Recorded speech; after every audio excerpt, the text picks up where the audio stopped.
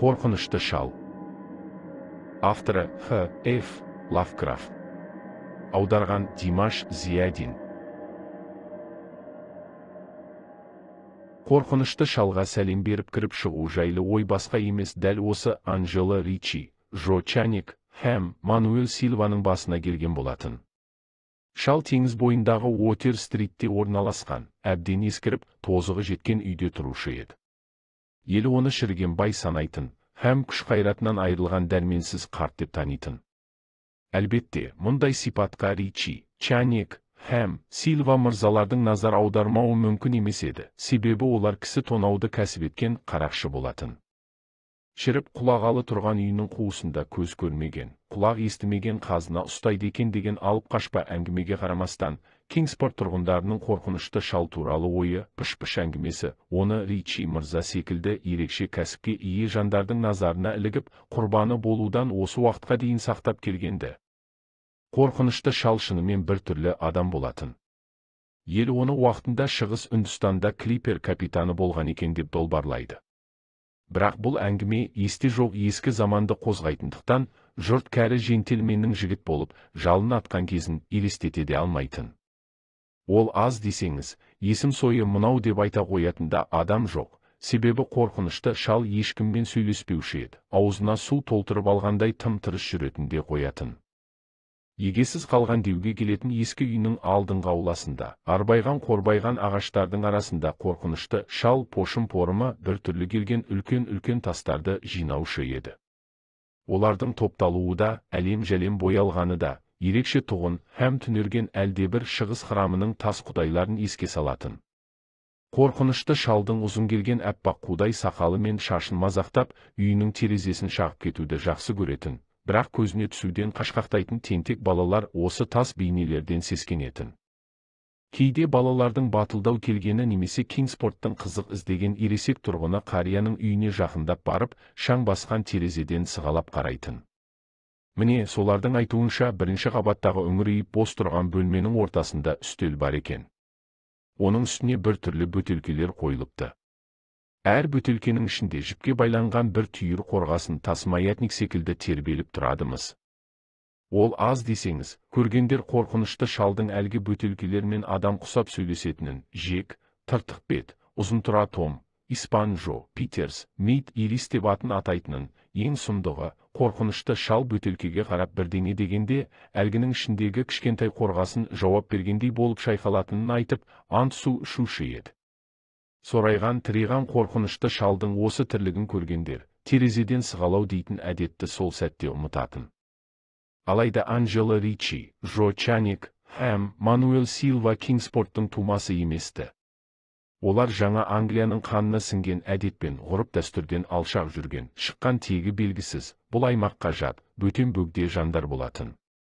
Сондықтан ерекше істі кәсіп қылған үшеу қорқынышты шалды ербіткен таяққа сүйемдесе жүре алмайтын, жіңішке, әлсіз қолы қарліктен дір-дір еткен дәрменсіз, бейшара қария деп танитын. Ел жоламауға тырысатын, артынан абалаған иттің үргені де, басқаша естілетін жалғызлікті қартты тонаудан өздері де аздап қысылатын еді. Бірақ жұмыстың аты жұмыс. Оның үстіне банкте шоты жоқ, қаусаған кәрі, һәм күш-қайраты қалмаған адамның ауыл дүкенінде тұрып, аз мұз керек жарағының ақысын осыдан 2 ғасыр бұрын құйылған испан алтынымен не күмісімен төлеуі қарақшыларды елітіп, қызықтырып әкеткенді. Ричи, Чаник һәм Силва мырзалар іске 11 сәуірдің түнінде барамыз деп шешті. Ричи мырза мен Силва мырза байғұс қариямен бетпе-бет тілдеспекші. Ал мистер Чаник қорқынышты шал ауласының арт жағындағы биік қабырға жанында, Шип-стриттің бойындағы қақпалдында 2 жолдасымен олар көтеріп шығатын бағалы олжаны күтіп тұрмақшы болды. Алда-жалда полиция араласа қалса, бұл істеп жатқан тірлігін түсіндіріп жатпау үшін, осылай тыныш келіп, тыныш кетуді алдын ала жоспарлап қойған болатын. Іс біткен соң пайда болуы мүмкін күдік күмәннан арылу мақсатында бұл үшеуі діттеген орынға жеке-жеке жетуді жөн көрді. Ричи һәм Силва мырзалар Уотер-стриттің бойындағы қорқынышты шалдың бас қақпасының алдында жолықты. Арбайған қорбайған ағаштардың енді бір жарған бұтақтарын көктей өтіп, әлем-жәлем боялған үлкен тастарға түскен. Сонысымен оларға бір түрлі сипат берген ай сәулесін мырзалар жақтыра қойған жоқ. Алайда мәнсіз, мағынасыз ырым-жырымға алаңдап жатпады. Атқарылуға тиіс шаруа тым көп болатын. Мырзалар алтын күмісті қайда тықтың деп қорқынышты шалдан жауап алу қиынға соға ма деп уайымдады. Себебі теңіз капитандарының қырсық мінезді болып келетіні бар еді. Алайда үй егесі тым кәрі, тым әлсіз болатын. Оның үстіне қонаққа бір емес, екі адам келіп тұр ғой. Ричи һәм Сильва мырзалар әңгіме дүкен құруға құлқы жоқ жандарды сайратып жіберу өнерін бек мықты меңгерген еді. Дәрменсіз, аса құрметті жентелмен ойбайға басып жатса, үнін өшіре салу оп-оңай. Бұлар шам жарығы көрініп тұрған терезеге беттеді де, қорғасын ілінген бөтелкелерімен бала сияқты сөйлескен қорқынышты шалдың дауысын естіді. Сонда мырзалар маскасын тағып, жел жұқартқан имен есікті әдеппен жайлап қана қақты. Қорқынышты шал үйінің артқы қақпасының алдында, Шип-стриттің бойында жабық көлікте отырған мистер Чаникке істім созылып кеткендей көрінді. Мазасызданып, астынан су шыққандай қипақтап бітті. Мистер Чаник аяуды білетін еді, сондықтан жолдастары ескі үйге кіріп кеткен соң бір сағаттан кейін барып естілген мына үрейге толы айқайды мүлдем ұнатпады. Серіктеріне жасы келген байғұс теңіз капитанымен барынша жұмсақ боларсыңдар деп айтпап еді. Шырмауық басқан биік тас қабырғадағы тар келген, имен есікке тағатсыздана қарап қояды. Біресе сағатына көз тастайды, бұлардың кешіккеніне таң қалады. Әлде шал қазынаны қайда тыққанын айтып үлгермей, тырайып қалды ма екен? Бәлкім алтын күмісті табу үшін үйді қопарып шығу керек болған шығар. Қараңғы жерде отырып, сарыла күткеннен мистер Чаниктің ығыры шықты. Кенет ол ішкі аула бойымен біреудің жұмсақ басып жақындағанын әлдененің жерді ұрып тоқылдағанын сезді. Тот басқан тиектің еппен бұралғанын естіді. Тар келген ауыр есіктің ішке қарай ашылғанын көрді.